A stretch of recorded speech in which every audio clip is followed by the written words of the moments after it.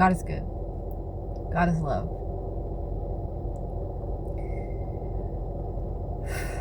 I know this, and I know God wins.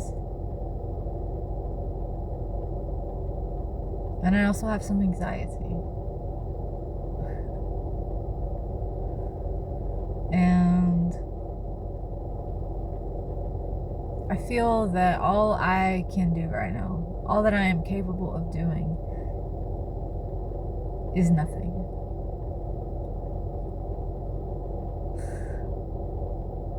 Like, I don't know what I can do other than that. Like, do no harm to myself or others by not making any sudden movements, not making any rash decisions.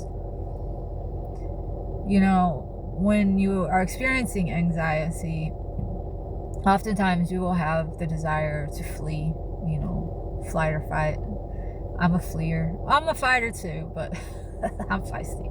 But being a person who doesn't have roots, it's very easy for me to get up and go. And I have created a pattern for myself, a habit of just the minute I feel uncomfortable, just getting in my car and going. And after the last 2 years of just doing that nonstop, I feel that I'm just running in circles and I'm not getting anywhere.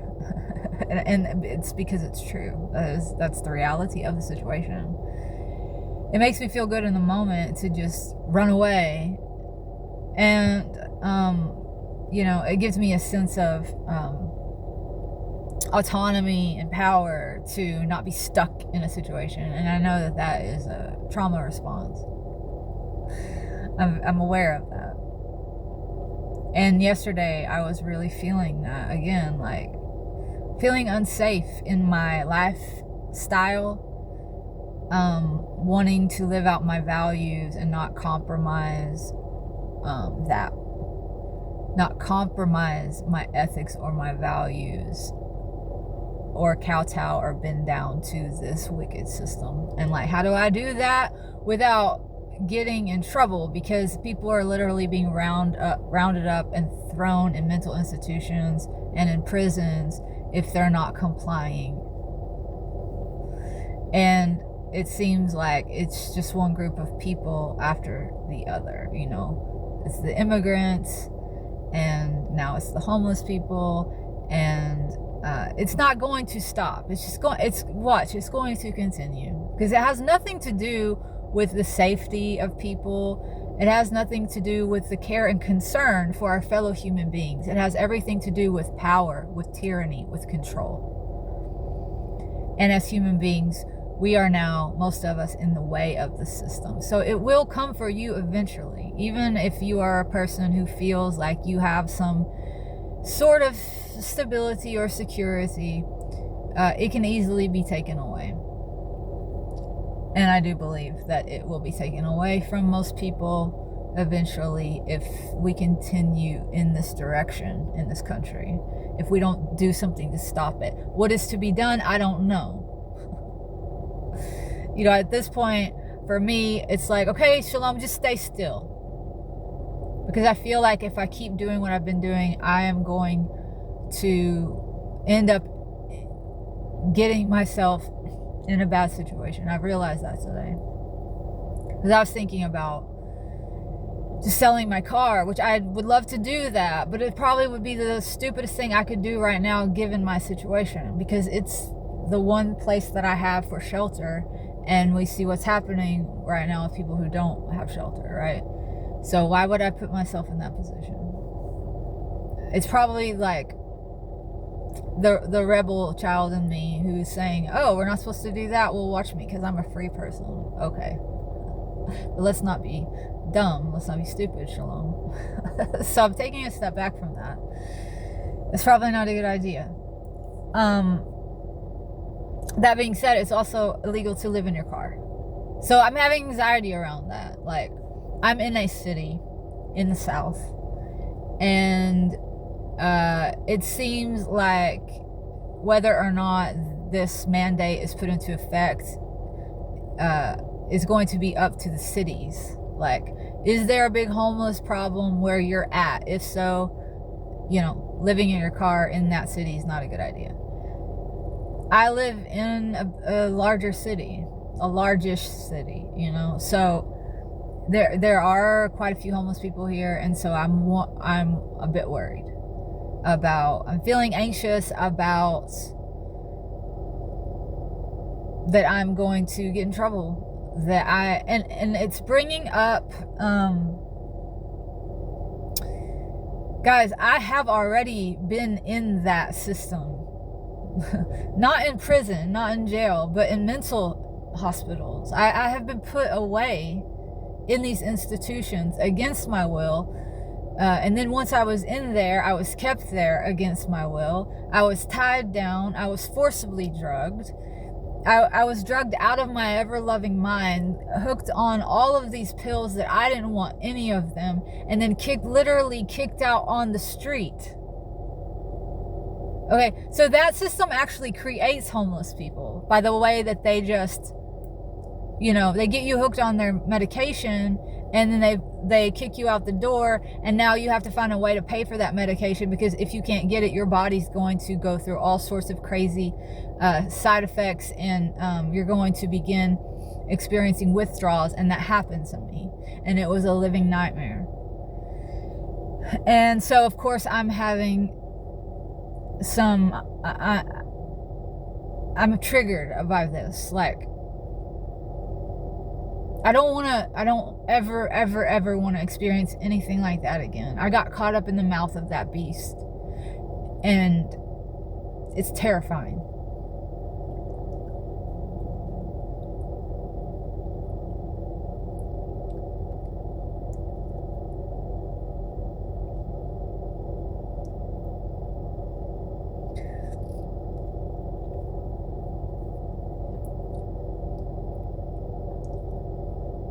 It breaks people. These are supposed to be places to help people, and they break people.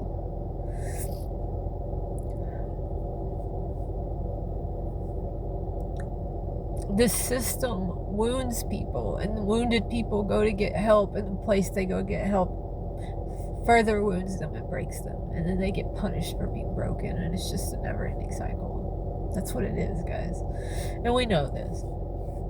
But not everyone has experienced it firsthand, and not everyone's seen it from the inside.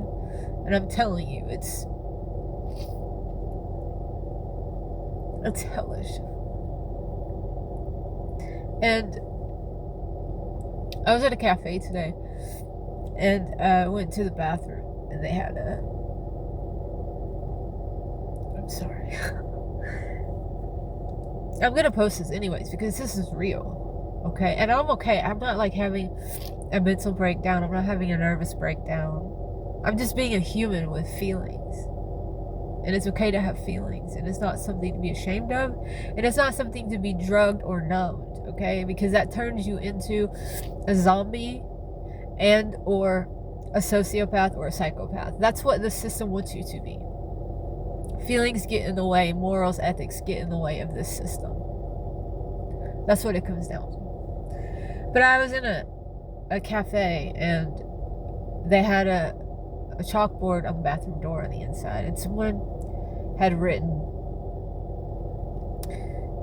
"I was Baker acted for 4 days, and it traumatized me more than what had happened to cause me to go there." Something like that. Like, in other words, the experience of being in a mental hospital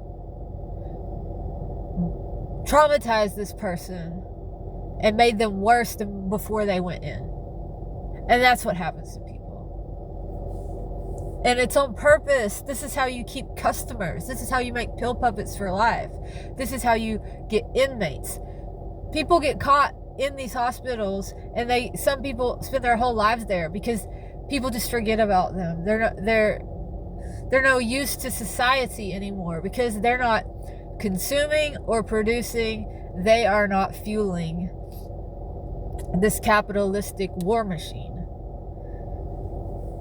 And for the most part, most people, regardless of your mental health situation or your housing situation, very soon you will be of no use to this capitalistic war machine, because they have robots, they have AI for all of the things now. So what good are you? I don't know, maybe they'll keep some breeders around to have babies for their sacrifices. I don't know. That makes me sound crazy to say that, right?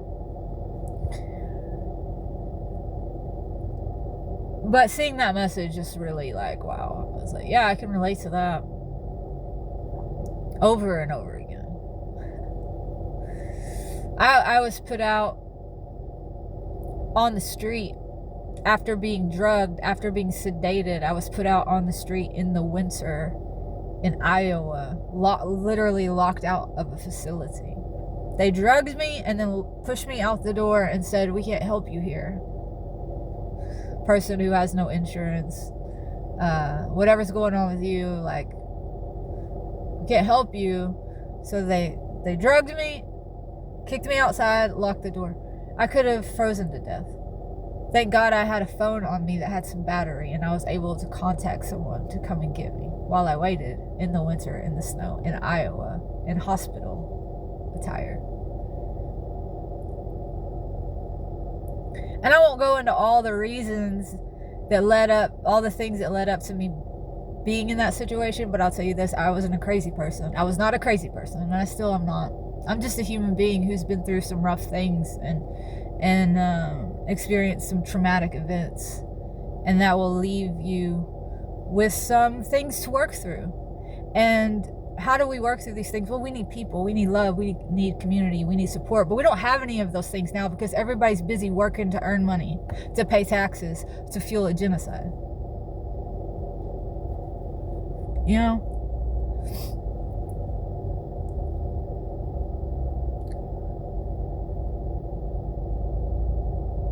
And like putting this out in the world is like, would probably be used against me if anyone ever wanted to hospitalize me again. They would say, oh, look at this girl, she's like unstable. No, she's honest. I'm an honest person, and I'm not ashamed of being a human who's been through things.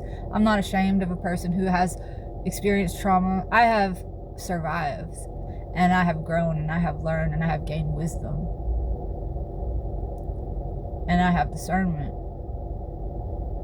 And I have decided, using my discernment, that this world is crazy. It's the world that's crazy. It's the world that's wicked. It's not me. I'm no good for it. That's why I've been pathologized. That's why my feelings have been pathologized.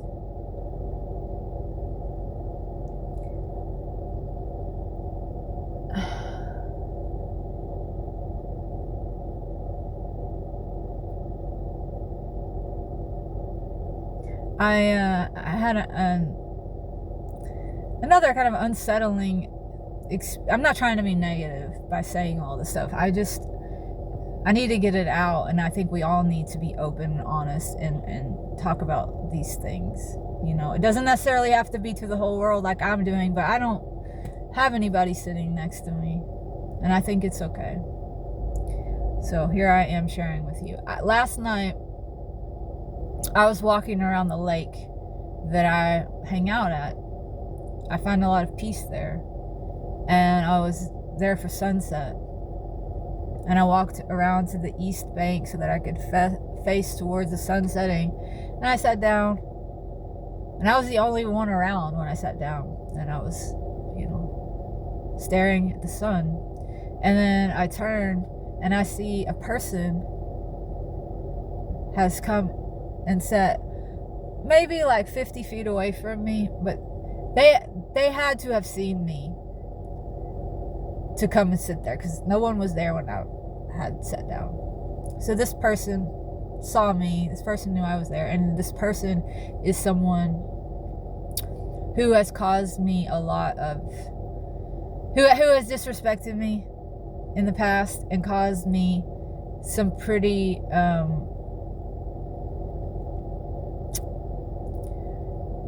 there was how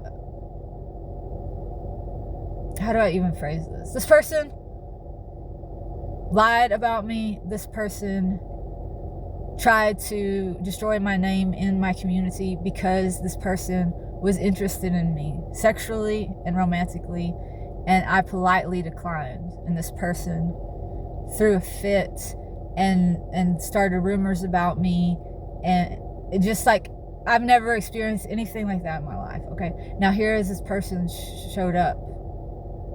This was a year ago, like when all of this happened, and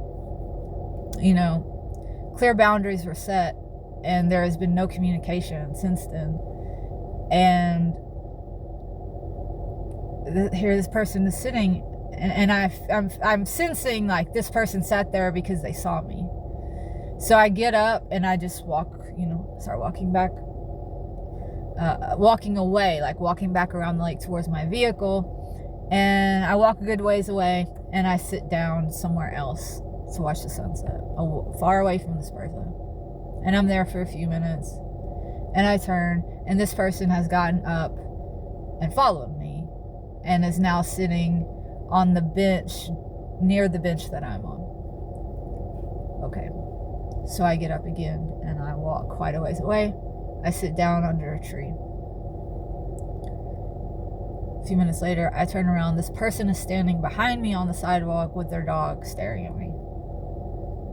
So it's obvious now, I've seen them. I'm looking right at this person, and they just, wave at me like bizarrely, as if we're friends, as if none of that ever happened. And it was serious what this person did, the way they acted out against me in community. So this person was following me. And so I there are a lot of people around, so I just yelled out like, F off. Like, this person knew what they were doing, and that it was wrong, and that it was an invasion and a crossing of boundaries, and an invasion of space. So that happened, and I felt like, wow, and they did. They immediately turned and walked away because they knew. And everybody was like, I did that on purpose, so that other people would see that I had told this person to get away from me. It was that wild what went on, that I don't ever want this person around me again. And so that person popped up last night and invaded my space after a year of me not seeing this person or hearing from them. And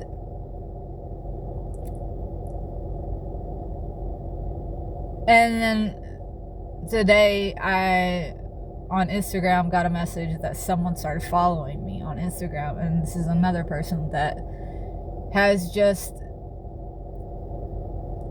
not been good for me and not been good to me in my life. And it's like, I'm having this feeling with everything that's going on in the world, a feeling like I don't have a support system, feeling unsafe.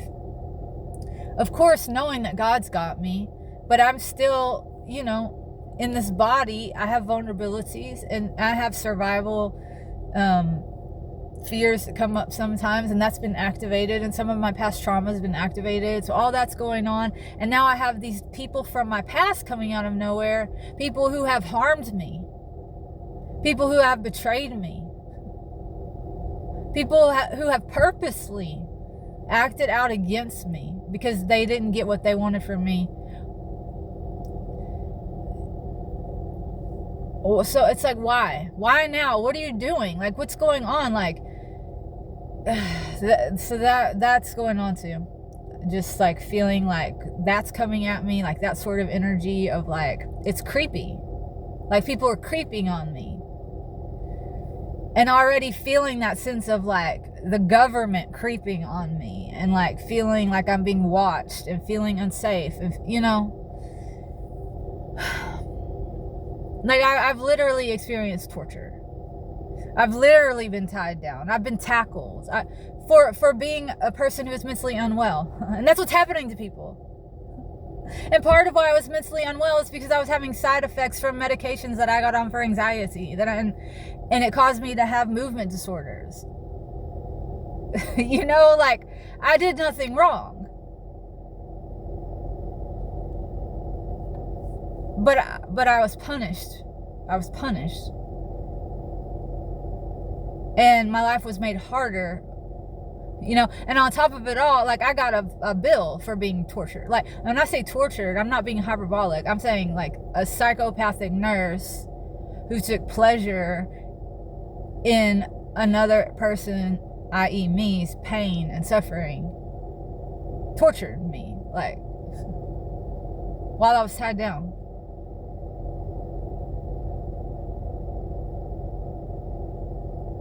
And how like, I should maybe be more specific about that, but like, I was drugged out of my gourd. All these needles were like shoved in me. I was tackled by 5 adults, like one on each arm, one on my chest, holding me down, putting me in a wheelchair, strapping me down like something you see in a movie, like torture devices, like chairs that, like an electric chair, like those sort of straps, like where every limb is just, you can't move an inch of your body. And these things were cutting into me. I have a shoulder injury from it. Like, my shoulder's screwed up from that. And, you know, rolled me into a room and faced me against a wall. And my tongue began to swell in my mouth and cursed at me for giving them problems.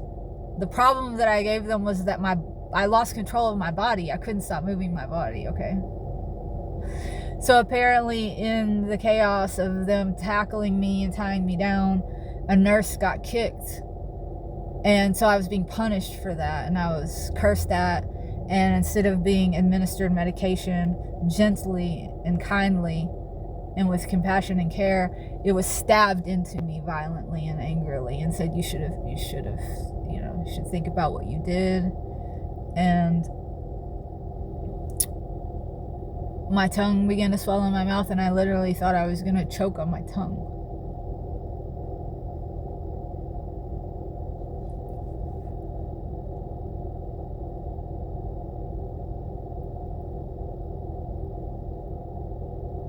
I was choking on my tongue. I thought I was going to choke to death on my tongue. And these nurses saw that, and they did nothing. And I was begging for water. And they were telling me I should have thought about that before I did what I did. I don't know what I did, besides have a side effect from a medication that they gave me against my will. And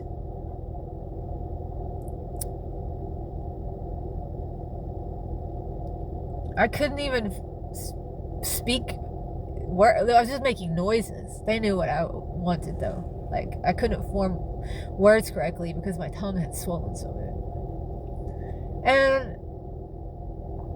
And then a nurse sat behind me and proceeded to click a pin in my ear over and over and over again, just to torture me. And it went on and on, okay? Like, I'm not gonna go into all of it. I think that's enough. And I was in that hospital for 2 weeks, and a lot of bad things happened there. I saw a lot of bad things happen to other people. And to me, I had a seizure on the floor in front of nurses. And they laughed at me and said I was faking and that I was drug seeking. I had a seizure because of their drugs. And then I had brain damage because of that afterwards. Brain damage. And they ridiculed me and they called me names. There are psychopaths in these hospitals. Let me tell you, the good people leave. The good people can't stand what's happening in places like that, so they leave, and that leaves the bad people. And I'm not saying there's not any good people at all working in the medical system. I'm just saying, overall, it's not good. Where do psychopaths go? They go where vulnerable people are. Where are vulnerable people? In hospitals? Prisons? Locked away where no one can see or hear what's going on.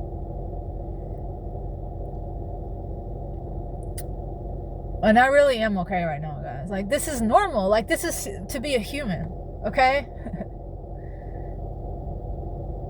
We know, you know that if you're watching that, because you're a human. Unless the system has gotten to you and convinced you that to be human is to be weak. No, there is strength in this, in honesty. And this is how you heal.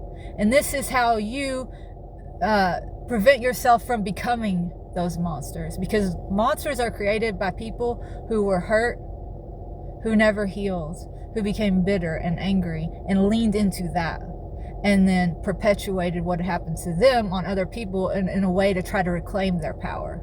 So you can reclaim your power by healing. You know, even though you didn't inflict the wounds, that's why people become bitter, because they think, I didn't do this to myself, and they become angry. Well, I didn't do this to myself, but nobody's going to fix it for me. That's clear. And this right here doesn't mean that I'm not fixed or that I'm not healed. God has healed me. But I still have emotions. I still have compassion and empathy for that version of me who went through those things. And for other people who are going through those very things right now. And there's more and more people that it's happening to. And it will continue to ramp up as long as this man is in office.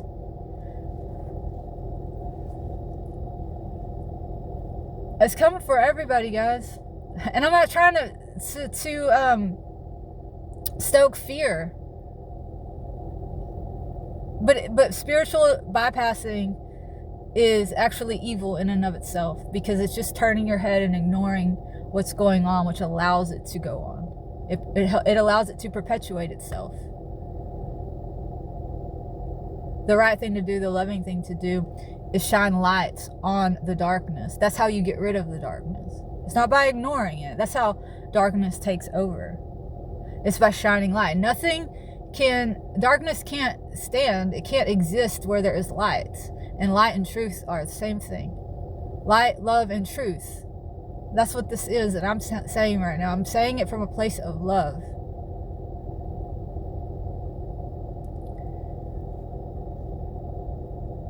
I'm concerned. We're all concerned. I know that. What do we do, guys? Like, I'm just telling myself, don't make any sudden movements. Don't get in your car and start driving again. But I also don't feel safe in my car. You know, it's like, where do you go? What do you do? That's what I'm feeling right now. But, you know, I'll just sit under a tree and I'll pray and I'll read scripture.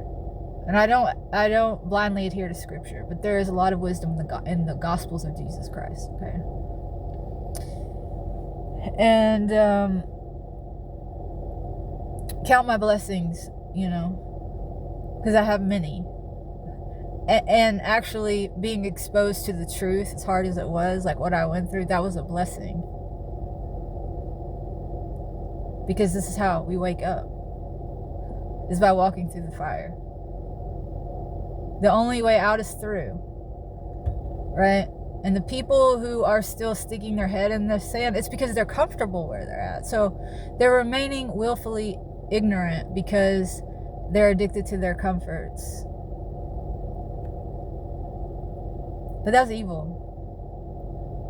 It's evil to ignore evil and say nothing about it and allow it to go on because you in some way benefit from it.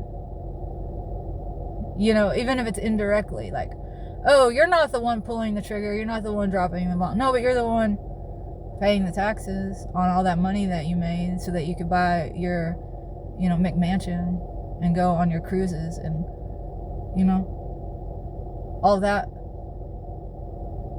Or invest in the stock market, buy into these companies that are subsidized and working for the government, subsidized by and working for the government, getting contracts, working for war efforts.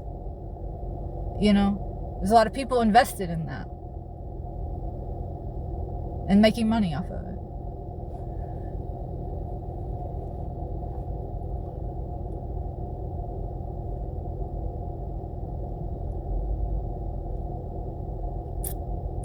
Well, I'm making some funny faces, huh?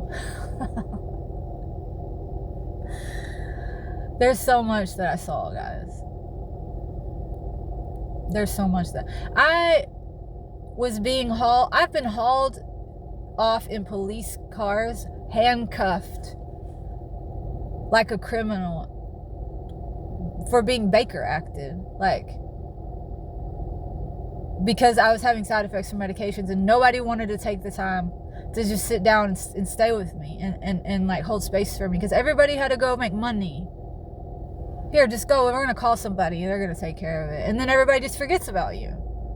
And I know, like, some people have good families, like, in strong support systems, and maybe that's not the scenario for everybody, but most certainly that's going to be the scenario for people who are on the street and homeless, because they wouldn't be on the street and homeless if they had a support system of people that cared about them. And why do we have to be related to people to care about them? Like, actually, we are all related. We're all children of God. What are we doing? What are we not doing? You know? We are so desensitized.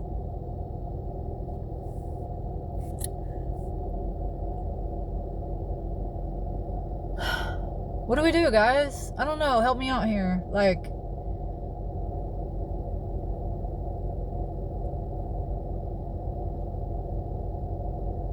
I mean, I think I'm probably just gonna have to lean into, not have to, but make the choice to make work exchanges more of just like my way of life, period.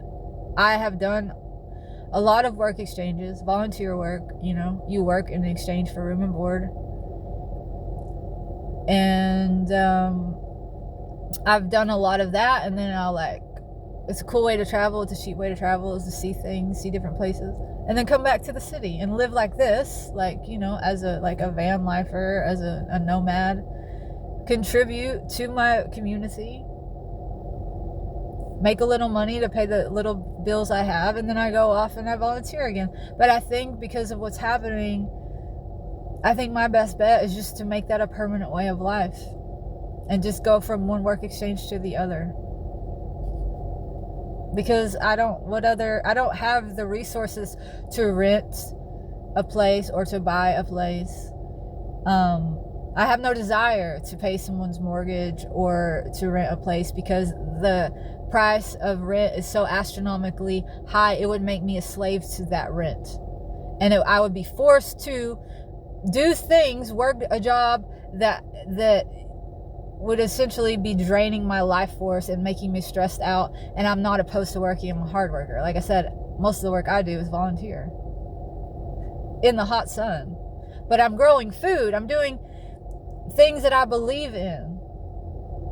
Good things, I think. You know, working with the earth in a natural way, being one with nature, participating in the circle of life.